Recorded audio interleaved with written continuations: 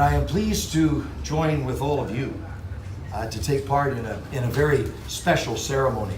I've been fighting a cold and some allergies, so I hope my voice is carrying back into the far corners of this small room with a really big crowd. But it is a great tribute, Nicole, to you and to Bud and to members of your family. People in this community are remembering a fine public servant and want to pay their tribute as well. So to you, to Mayor Bradley, to the current Member of Parliament, Marlene Gladue, who's over in the corner. Above the crowd. Yes, above the crowd. Welcome and greetings and good wishes to everyone from Prime Minister Trudeau and the Government of Canada. Today we are honoring a distinguished Canadian who served his country with great dedication and compassion. While Bud's profession was law, public service was his vocation. It's often said that public service is a calling. You have to have a particular knack for it. And Bud Cullen exemplified that ideal. He started at the community level when he served as the president of the Sarnia Education Authority. In 1968, he won the local Liberal nomination and went on to become the Member of Parliament for Sarnia. Bud delivered his maiden speech in the House of Commons on September the 23rd, 1968. As he concluded his remarks, as recorded in Hansard, Bud recognized that his contribution, like that of other new members to the House of Commons, quote, must be small at the beginning, but we would hope that by doing a small job well, we'll be given an opportunity to perform larger tasks at a later date. And his hard work was indeed recognized by Prime Minister Pierre Trudeau, who appointed Bud to be Parliamentary Secretary to the Minister of National Defence, and then to the Minister of Energy, Mines and Resources, and then to the Minister of Finance, John Turner. It was a perfect training ground for a future member of the cabinet. And I watched all of that evolve as it was my privilege to serve in that same parliament with Bud Cullen in the 1970s. In September of 1975, Bud was appointed the Minister of National Revenue, becoming the first, this is interesting, the first Sarnia Member of Parliament to serve in the federal cabinet since Prime Minister Alexander Mackenzie in 1878. So there was a bit of a gap there, but Bud filled it in. 1 year later, he became Minister of Employment and Immigration, just in time to navigate a massive overhaul of the Immigration Act through Parliament.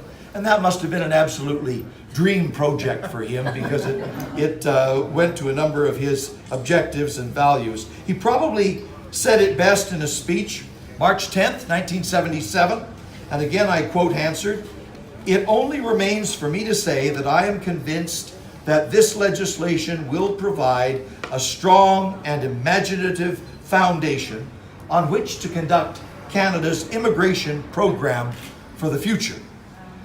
Those were prophetic words.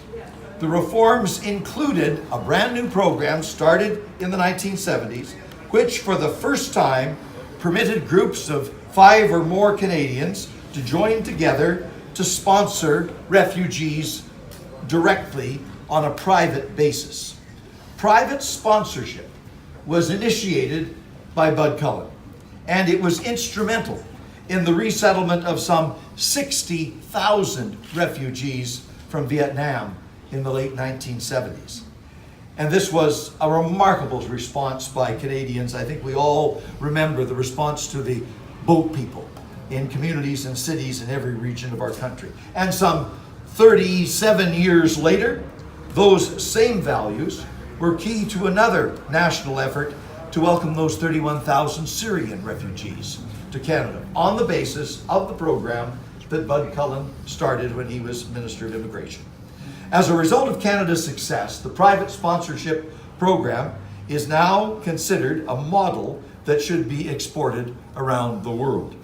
That same legislation also envisaged an increased role for provincial governments in the immigration field Bud saw immigration as a national program which had to be responsive to local needs in all provinces and regions of the country. In 1978, he signed a milestone agreement which gave Quebec a role in selecting immigrants and refugees, and that Cullen-Couture agreement stands as an enduring symbol of cooperative federalism in our country. This was a period of remarkable achievement for Bud, but he knew that politics was a tough business, and not for the faint of heart. He was defeated in the 1979 election. I understand that. I too was retired with the consent of my constituents. But Bud was re-elected the following year. And he took up a new challenge in the 1980s. In 1984, he was appointed to the Federal Court of Canada by then Prime Minister John Turner. He remained on the bench until his retirement in the year 2000. Bud Cullen's journey was truly extraordinary. He had 3 remarkable careers: law, politics, and the judiciary, and above all of that, MP for the Sarnia area. It is a tremendous privilege for me to join with the Cullen family, Nicole, and all of your friends, spilling out through the doors onto the street to pay tribute to the life and legacy of a very distinguished Canadian.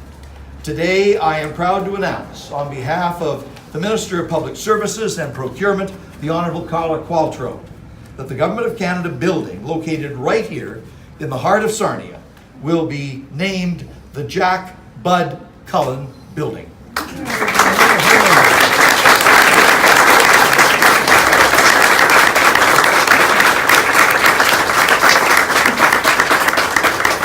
It is a fitting honor to a person who served his constituents and fellow Canadians with great distinction. This is the largest and most prominent federal facility in the city, which provides valuable services to citizens in the city and throughout the region. I want to pay particular tribute to Mayor Bradley. He deserves the credit for coming up with the idea and making the recommendation to the Government of Canada a number of years ago that this would be an appropriate step to take. The wheels of government move slowly, but they did move. They did move. So congratulations. The Cullen Building now stands.